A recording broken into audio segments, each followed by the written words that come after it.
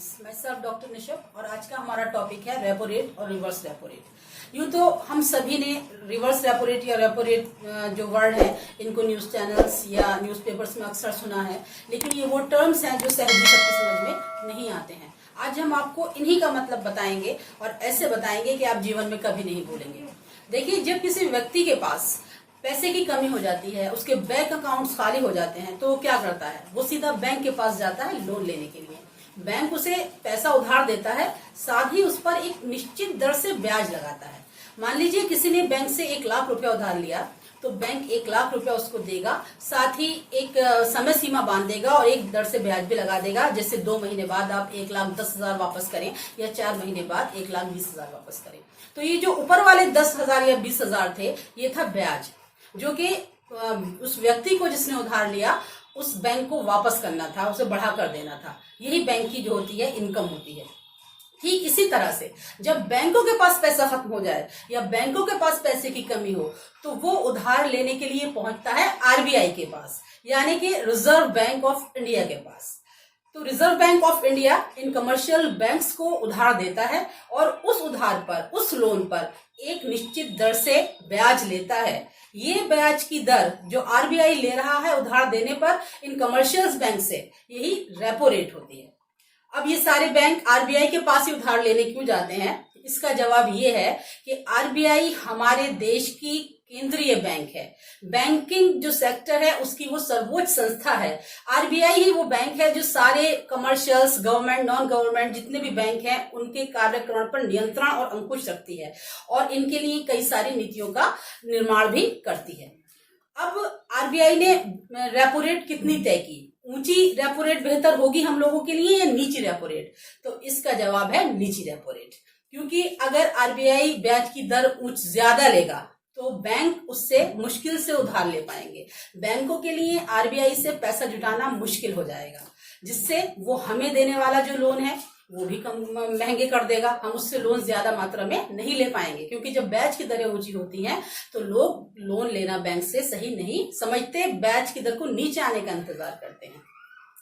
जब आरबीआई इन बैंकों से कम दर से जो है ब्याज वसूलेगा या अपनी रेपो रेट को नीचा रखेगा, तो इन बैंकों के पास पैसा जुटाने की जो कंडीशंस हैं वो आसान हो जाएंगी। साथ ही साथ ये जो पब्लिक है, जो आम जनता है, उसको नीची दर पर लोन देने लगेगी, जिससे जैसे हम जैसे लोग या आप जैसे लोग जब होम लोन लेने जाएं या कार लोन लेने जाएं या किसी और तरह का लोन लेने जाएं, तो हमें ब्याज की नीची दर पर वो लोन मिल जाएगा। अब बात आती है reverse repo rate. Reverse repo rate क्या है? वो है रेपो रेट का ठीक उल्टा। जब कोई बैंक केंद्रीय बैंक के पास उधार लेने गया था, तो केंद्रीय बैंक यानी आरबीआई ने जो ब्याज दर उससे वसूली थी वो था रेपो रेट। तो रिवर्स रेपो रेट का मतलब है जब कोई बैंक अपना जो दिन भर के काम काज से पैसा बच जाता है उसका क्या करे? वो जब आरबीआई के पास रखने जाता है तो आरबीआई उस पैसे पर उसे एक निश्चित दर से ब्याज देती है, वो है रिवर्स रेपो रेट। तो जिस दर पर आरबीआई इन बैंकों को उधार दे या इन बैंकों को लोन दे, वो दर तो हो गई रेपो रेट, और जिस दर पर वो इनका पैसा अपने पास रखे वो हो गई reverse repo rate. Reverse repo rate अगर बहुत ज्यादा ऊंची होगी तो बैंक क्या करेंगे कि कम से कम पैसा आरबीआई के पास रखना चाहेंगे, और अगर आरबीआई अपना जो रिवर्स रेपो रेट है उसको नीचा कर देता है तो बैंक ज्यादा लाभ कमाने के लालच में सारा का सारा पैसा आरबीआई के पास रख देंगे, और जो पब्लिक को वो लोन प्रोवाइड कराते हैं या दूसरे खर्चे कराते हैं उनके लिए पैसा अपने पास कम ही रोकेंगे। क्योंकि कोई भी बैंक हो, कोई भी फर्म हो, कोई भी कारखाना हो, उसकी हमेशा एक ही मंशा होती है कि उसका जो पैसा है, उसका जो करेंसी है, बिना मेहनत के बढ़ जाए। अगर आरबीआई रिवर्स रेपो रेट की दर ऊंची कर दे तो ये कुछ नहीं करेंगे, अपना पैसा बस आरबीआई के पास रखा और उसको जो है उससे वहां से ब्याज कमाते रहेंगे। अभी अगस्त 2020 की जो आरबीआई की मौद्रिक नीति की घोषणा हुई है, उसमें आरबीआई ने जो रेपो रेट है उसको 4.40 से घटाकर 4% और जो रिवर्स रेपो रेट है उसको 3.75 से घटाकर 3.35 कर दिया है। ऐसा क्यों कर दिया है? क्यों इस टाइम आरबीआई ने अपने रेपो रेट्स और रिवर्स रेपो रेट्स घटाए? इसका मतलब हम सभी जानते हैं, साफ है। इस वक्त कोरोना नाम की जो महामारी है उससे पूरा विश्व परेशान है। सारी जगह पूरी की पूरी दुनिया में लॉकडाउन है, हमारी इकोनॉमी में लंबे समय से लॉकडाउन है, तो उसकी वजह से जो हमारी आम जनता है, जो पब्लिक है, उसके पास पैसा कम हो गया है। या कहेंगे कि अर्थव्यवस्था या इकोनॉमी में जो करेंसी का जो सप्लाई था, जो फ्लो था, वो रुक गया है। इसी के मद्देनजर आरबीआई ने, वैसे तो 40 पॉइंट बताए गए हैं, लेकिन उसमें मेन है ये, जिसकी वजह से आरबीआई ने अपने रेपो रेट्स और रिवर्स रेपो रेट्स को घटा दिया है। अब क्या होगा, कम दर पर वो बैंकों को लोन देगी, तो कम दर पर बैंक जनता को लोन देंगे।